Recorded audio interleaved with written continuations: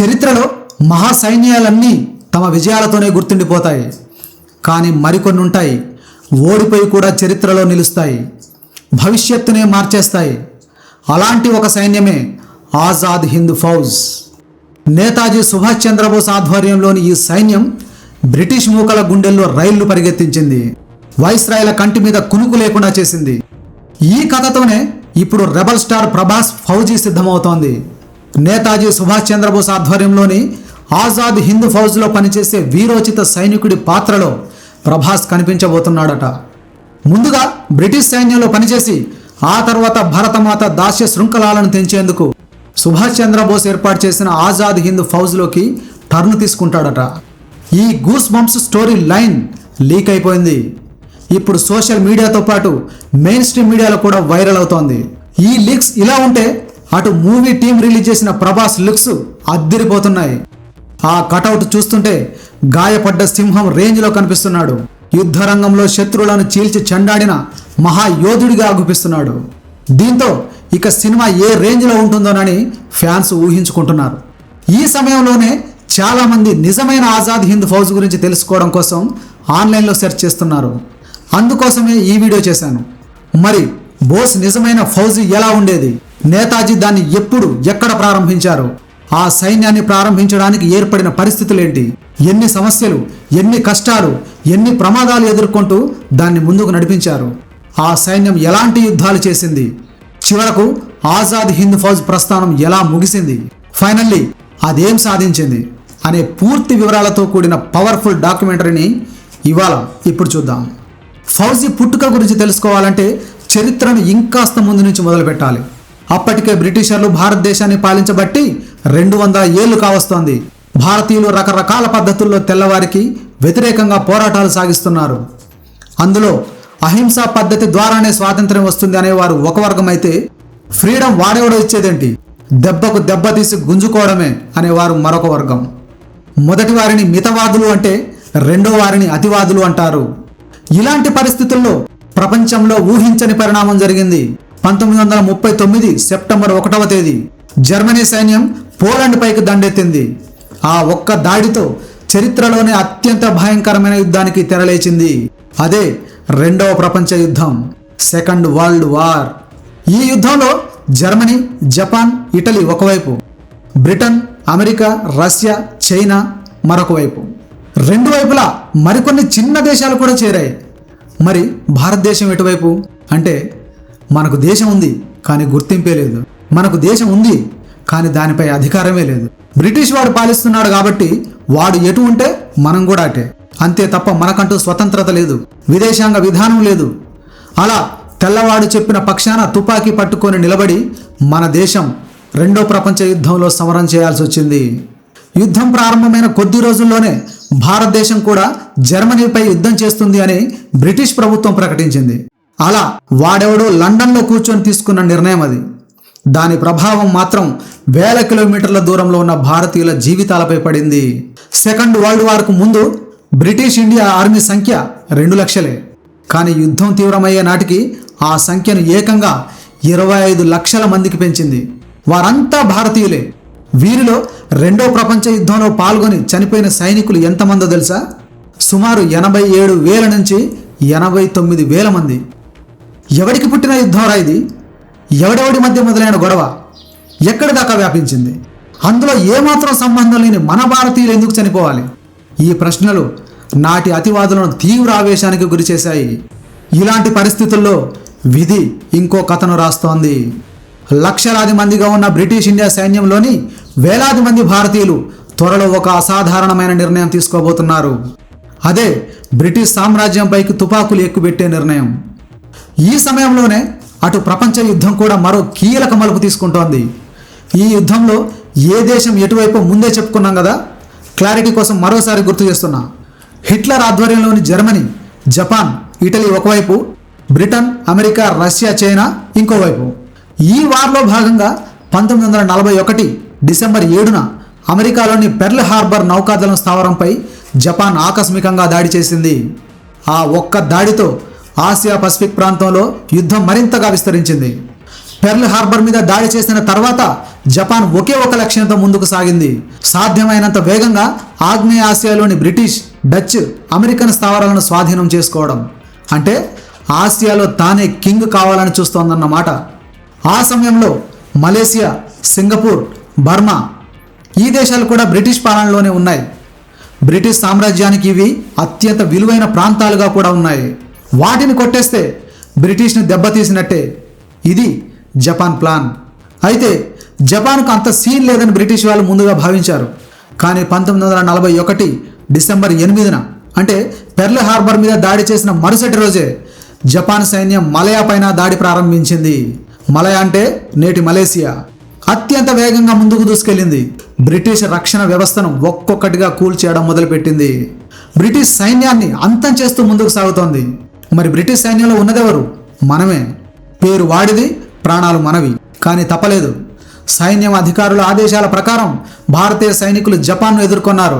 కానీ జపాన్ దూకుడు ముందు బ్రిటిష్ రక్షణ వ్యవస్థ క్రమంగా కూలిపోవడం మొదలుపెట్టింది. ఒక పట్టణం తర్వాత మరొక పట్టణం, ఒక స్థావరం తర్వాత మరో స్థావరం జపాన్ చేతుల్లోకి వెళ్ళిపోతూనే ఉన్నాయి. మలయా ఇక పోయినట్టే. కాబట్టి సింగపూర్నైనా కాపాడుకోవాలి అనుకుంటున్నారు. ఆ దేశం కూడా బ్రిటిష్ పాలనలోనే ఉంది.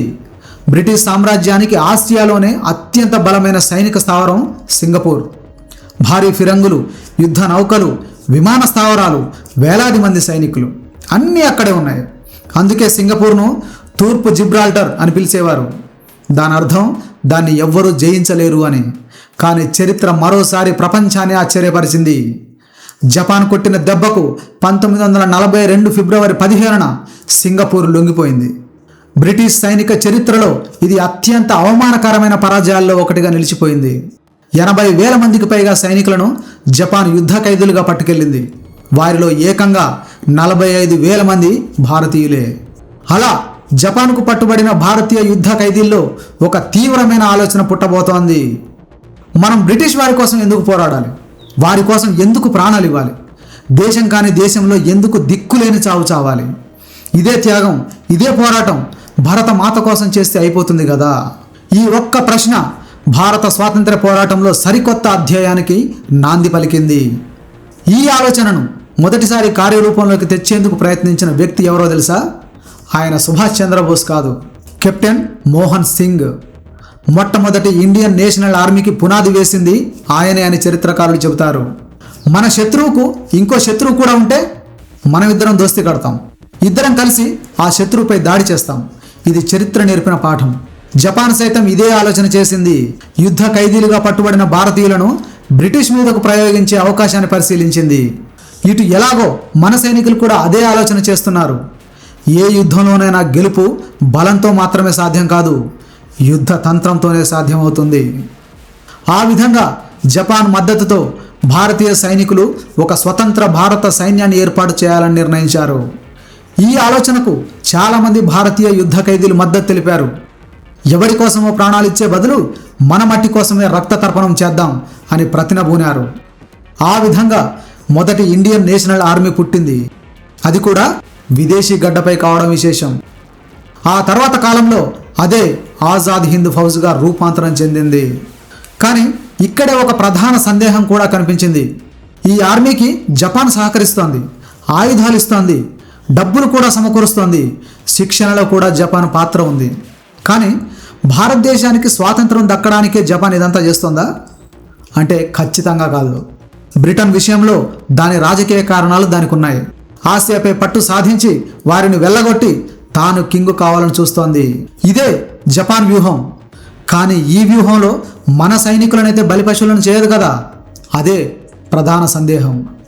ఇన్ని సుడుల మధ్య కెప్టెన్ మోహన్ సింగ్ మొండి ధైర్యం ప్రదర్శించారు. తన సైన్యానికి ఆయన స్పష్టంగా చెప్పారు, మన సైన్యం భారతదేశం కోసం మాత్రమే పోరాడుతుంది, జపాన్ ఆదేశాల కోసం, అవసరాల కోసం కాదు అని. ఈ విషయంలో క్రమంగా జపాన్ అధికారులతో విభేదాలు పెరగడం ప్రారంభమైంది. ఈ వివాదాలు పెరిగి చివరకు 1942 చివరిలో జపాన్ అధికారులు ఆయన్ని అరెస్టు చేశారు. దాంతో ఇండియన్ నేషనల్ ఆర్మీ కథ అక్కడితో ముగిసిపోయినట్టేనా అనిపించింది. కానీ చరిత్రలో చాలా ఆలోచనలు ఒకే వ్యక్తితో పుడతాయి, కానీ అతనితో మాత్రమే చనిపోవు, ముందుకు విస్తరిస్తూనే ఉంటాయి. మోహన్ సింగ్ నిర్మించిన పునాది ఇంకా అలాగే ఉంది. దానికి ఒక ధీరోదాత్తుడైన విప్లవ నాయకుడే కావాలి. చివరకు దొరికేశాడు. ఆయన పేరు కూడా బోసే, కానీ సుభాష్ చంద్రబోస్ కాదు, రాస్ బిహారీ బోస్. ఒక కళను సజీవంగా ఉంచిన మహానాయకుడు ఆయన. ఆయన ద్వారా ఐఎన్ఏను నడిపించాలని జపాన్ భావించింది. జపాన్లోనే నివసిస్తున్న భారతీయ విప్లవకారుడు రాస్ బిహారీ బోస్. బ్రిటిష్ పాలనకు వ్యతిరేకంగా దశాబ్దాల క్రితం నుంచే ఆయన పోరాటం ప్రారంభించారు. 1912లో ఢిల్లీలో అప్పటి వైస్రాయ్ లార్డ్ హార్డింజ్పై జరిగిన బాంబు దాడిలో ఆయన పేరు కూడా వినిపించింది. బ్రిటిష్ పోలీసులు వెంటాడడంతో ఆయన భారత్ విడిచి జపాన్ చేరుకున్నారు. అలాంటి వ్యక్తి సారథ్యంలోకి ఐఎన్ఏ వెళ్ళింది. ఇక్కడే రాస్ బిహారీ బోస్ కీలక ఆలోచన చేశారు. బ్రిటన్ ప్రపంచ యుద్ధంలో చిక్కుకుంది కాబట్టి మన మీద పూర్తి స్థాయిలో దృష్టి పెట్టే పరిస్థితిలో ఉండదు. కాబట్టి ఈ పరిస్థితిని భారత స్వాతంత్ర్య పోరాటానికి చక్కగా ఉపయోగించుకోవచ్చునని ఆయన భావించారు. అందుకే ఆసియాలో నివసిస్తున్న భారతీయులను ఒకే వేదికపైకి తీసుకురావడానికి ప్రయత్నించారు. అలా 1942 మార్చి టోక్యోలో భారతీయ ప్రతినిధుల సమావేశం జరిగింది. కొద్ది నెలల తర్వాత బ్యాంకాక్లో మరో పెద్ద సమావేశం జరిగింది. అక్కడ కీలకమైన నిర్ణయం తీసుకున్నారు. భారత స్వాతంత్ర్యం కోసం ఒక రాజకీయ సంస్థ, ఒక సైన్యం రెండూ కలిసి పనిచేయాలని. అవే ఇండియన్ ఇండిపెండెన్స్ లీగ్, ఐఎన్ఏ. వీటిని స్ట్రెంత్ చేసే పని ప్రారంభించారు. ఇక్కడే అసలైన మార్పు జరగబోతోంది. ప్రపంచం మొత్తం భారత్ వైపు చూడబోతోంది. రాస్ బిహారీ బోస్కు ఒక విషయం స్పష్టంగా తెలుసు. తాను గొప్ప విప్లవకారుడే కావచ్చు, కానీ భారతదేశంలోని కోట్లాది మంది ప్రజలను ఒక్క పిలుపుతో కదిలించే నాయకుడిని మాత్రం నేను కాదు అని. అందుకే ఐఎన్ఏకి ఇప్పుడు ఒక కొత్త లీడర్ కావాలి. ఆయన అలాంటి వాడి కాకూడదు. భారతదేశంలో యువతకు స్ఫూర్తిగా నిలిచే నాయకుడు కావాలి.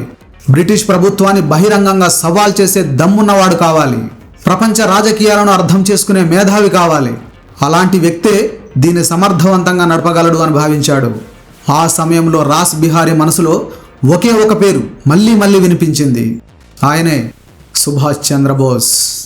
జపాన్లో రాస్ బిహారీ ఆలోచనలు ఇలా సాగుతున్నప్పుడు సుభాష్ చంద్రబోస్ జర్మనీలో ఉన్నారు. అదేంటి, భారత స్వాతంత్ర్య సంగ్రామ సింహం ఇండియాలో పోరాటం చేయకుండా జర్మనీలో ఏం చేస్తోంది? ఆ విషయం తేలాలంటే మనం జపాన్ నుంచి ఇండియా బయలుదేరాలి.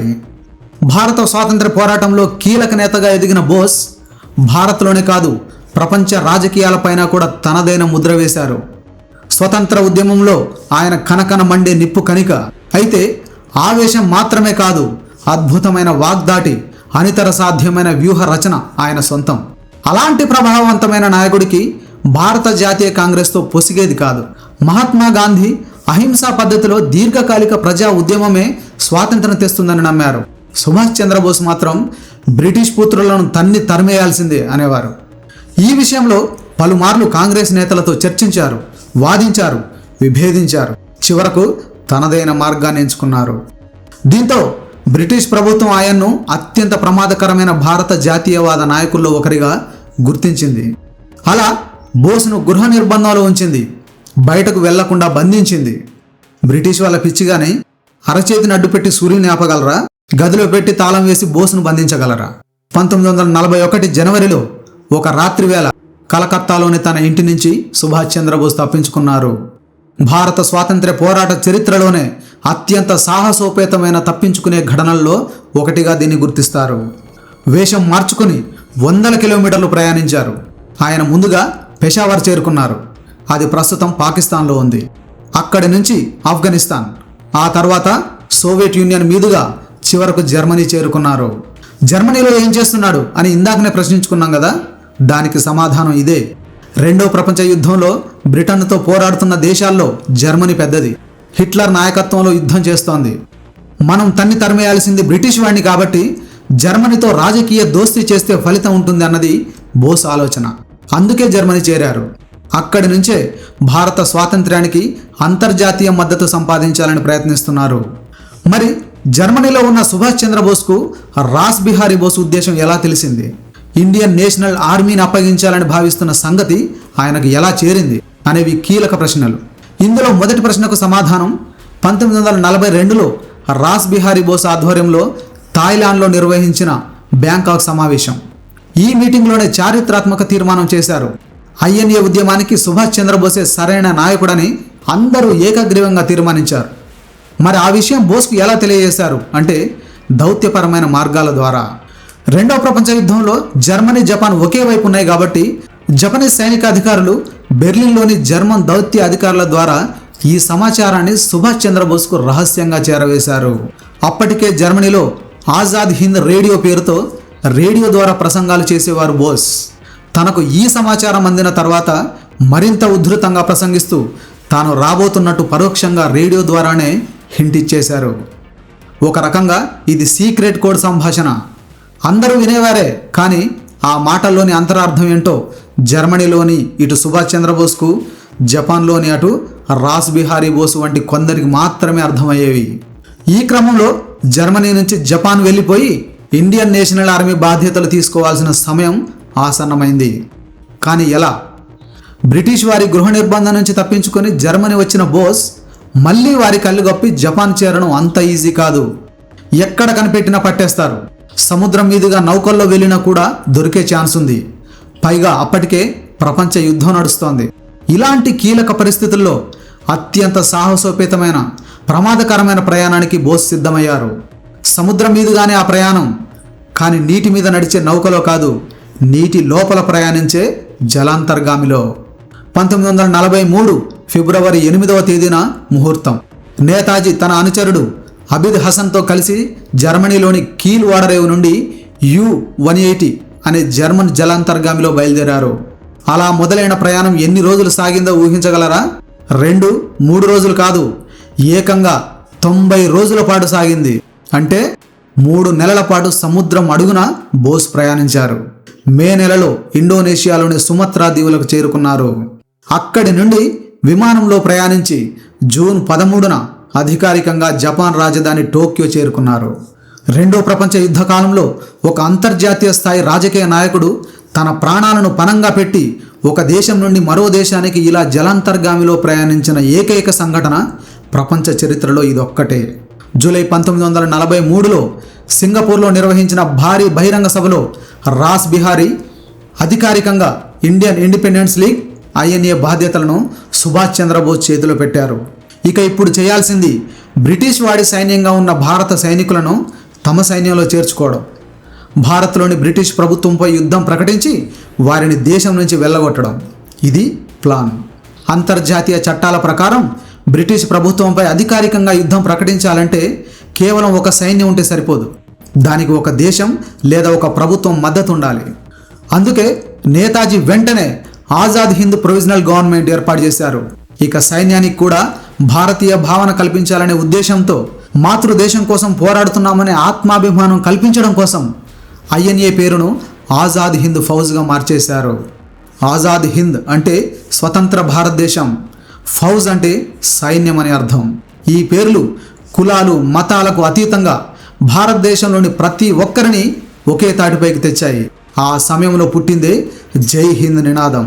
భేదభావం లేకుండా సైనికులంతా ఒకే లక్ష్యం కోసం పనిచేస్తున్నామనే భావన కల్పించడం కోసం, దేశమే అంతిమం అనే ఉద్దేశాన్ని బలంగా చాటడం కోసం జై హింద్ అనే నినాదాన్ని సృష్టించింది నేతాజీనే. అయితే బోస్కు ఒక విషయం స్పష్టంగా తెలుసు. సైన్యం ఎంత పెద్దదైనా ఎంత చిన్నదైనా లక్ష్యం స్పష్టంగా ఉండాలి. ఎక్కడికి వెళ్తున్నామో, ఎందుకు వెళ్తున్నామో, ఏ మార్గాన్ని అనుసరిస్తున్నామో అందులోని ప్రతి ఒక్కరికి తెలియాలి. లేకపోతే సైన్యం అయోమయంలో పడిపోతుంది, లక్ష్యం చేరుకోవడం అసాధ్యమవుతుంది. అందుకే ఈ రోజుకి ప్రతి రాస్తాలో ప్రతిధ్వనించే మరో నినాదాన్ని ఆవిష్కరించాడు బోస్. అదే చలో ఢిల్లీ.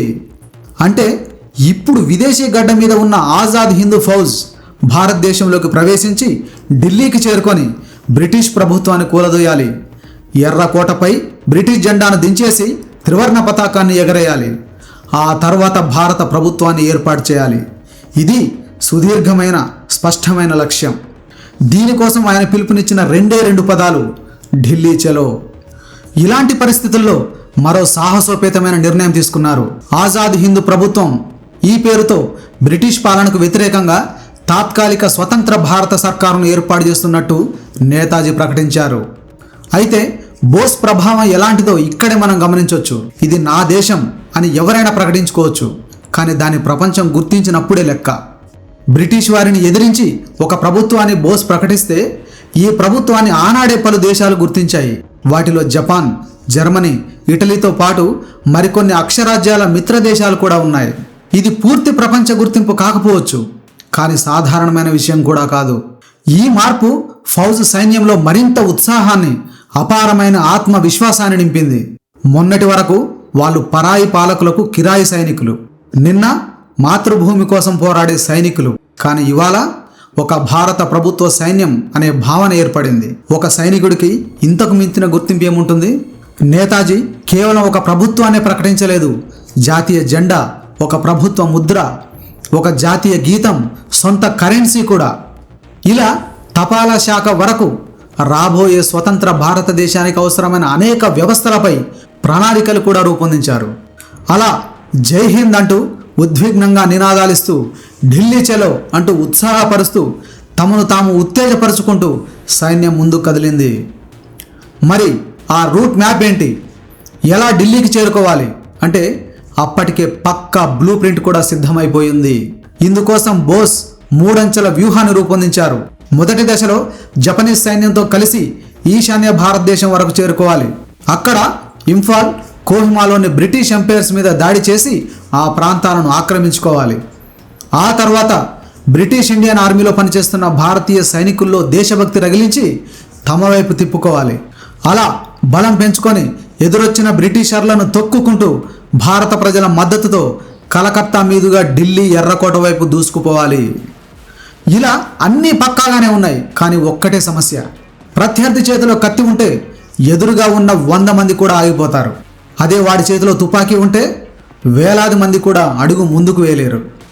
రెండో ప్రపంచ యుద్ధం అంటే అప్పటికే అణుబాంబులు తయారైపోయిన కాలం, ఆయా దేశాల వద్ద అధునాతన ఆయుధాలున్న సమయం. కానీ బోస్ ఫౌజ్ వద్ద ఆయుధాలేమీ లేవు. ఇందుకోసం వారు పూర్తిగా జపాన్ అందించే ఆయుధాల మీదనే ఆధారపడాల్సి వచ్చింది. అలా సింగపూర్ నుంచి చలో ఢిల్లీ ప్రయాణం మొదలైంది. అయితే వేలాది మంది సైనికులను సింగపూర్ నుంచి మలేషియా మీదుగా బర్మాకు చేర్చడం పెద్ద సవాల్గా మారింది. ఎందుకంటే సముద్ర మార్గాలపై బ్రిటిష్ సబ్మెరైన్ల నిఘా ఎక్కువగా ఉండేది. అందువల్ల సైనికులలో ఎక్కువ మందిని రహస్యంగా రైళ్లలో, మిగిలిన వారిని కాలినడకన దట్టమైన అడవుల గుండా బర్మాకు తరలించారు. అలా బర్మా రాజధాని రంగూన్ నుండి భారత సరిహద్దుకు ప్రయాణం మొదలు పెట్టడంతో ది రియల్ బ్యాటిల్ ఆరంభమైంది.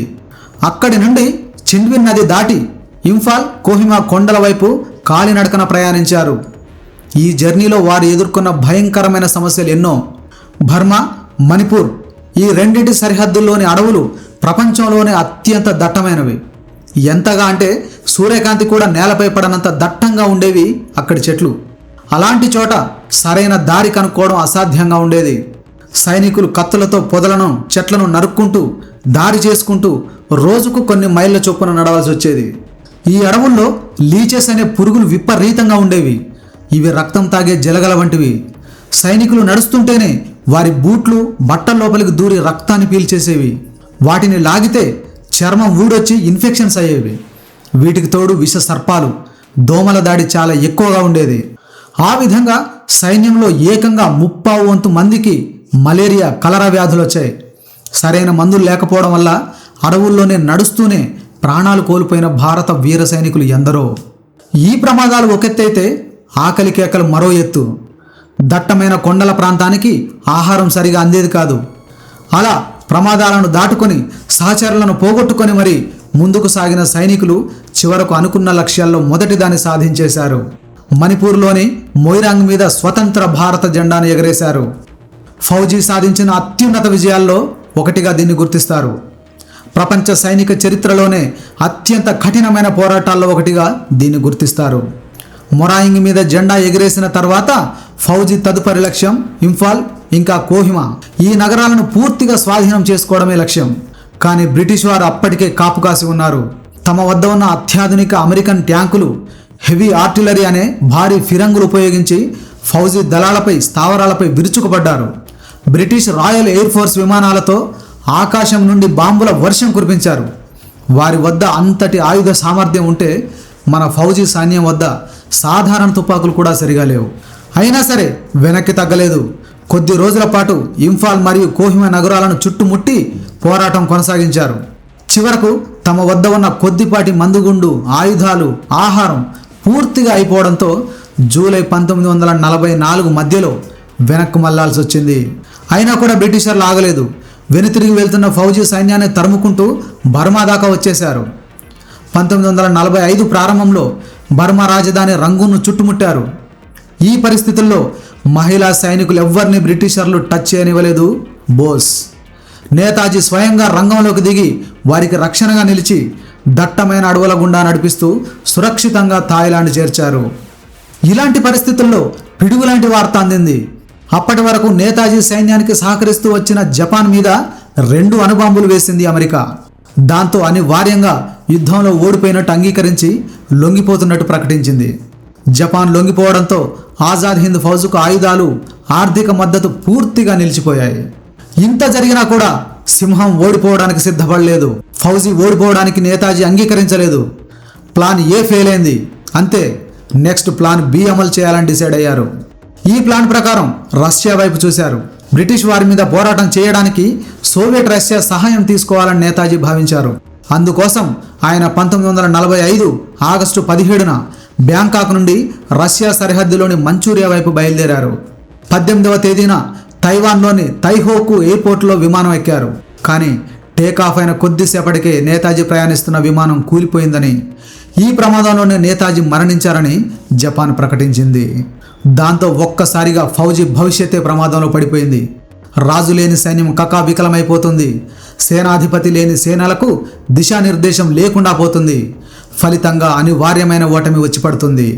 ఆజాద్ హింద్ ఫౌజ్ పరిస్థితి కూడా అర్ధాంతరంగా ఇలాగే మారిపోయింది.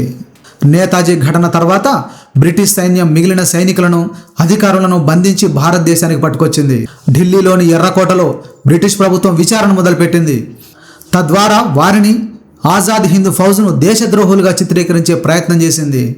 దాంతో దేశం మొత్తం అట్టుడికిపోయింది.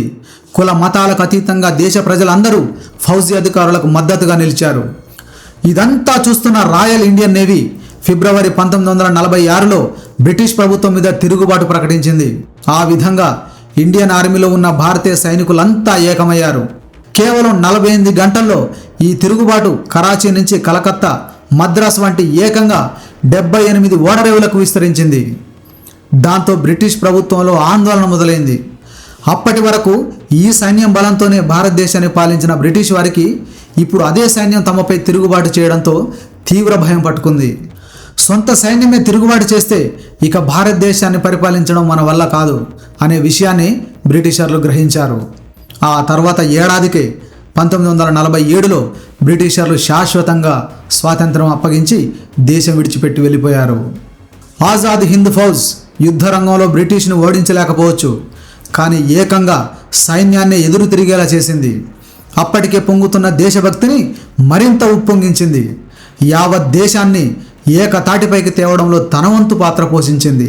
కొందరిని కాలం ధీరులుగా మారిస్తే ఇంకొందరికి సాక్షాత్తు కాలమే జన్మనిస్తుంది. అలా కాలమే గర్భం దాల్చి కన్న మహావీరుల్లో నేతాజీ సుభాష్ చంద్రబోస్ ఒకరు. ఆయన ఈరోజు మన మధ్య లేకపోవచ్చు, కానీ ఆయన సిద్ధాంతాల రూపంలో, నినాదాల రూపంలో శాశ్వతంగా మన మధ్య బతికే ఉంటారు. మరి ఇలాంటి ధీరుని కథతో రాబోతున్న ప్రభాస్ మూవీ ఎలా ఉండబోతోంది? Hanu Raghavapudi silver screen canvas మీద ఎలాంటి యుద్ధ రంగాన్ని ఆవిష్కరించబోతున్నారు? తలుచుకుంటేనే గూస్ బంప్స్ అనిపిస్తోంది. మరి ఆ యుద్ధ క్షేత్రం ఎలా ఉండబోతుందో చూడాలి. ఇది ఇవాల్టి వీడియో. మీకు నచ్చితే ఒక లైక్ చేయండి. ఇందులో మా కష్టం కనిపిస్తే ఒక కామెంట్తో ప్రోత్సహించండి. ఇలాంటి వీడియోల కోసం మన ఛానల్ను సబ్స్క్రైబ్ చేయండి. సెలవు.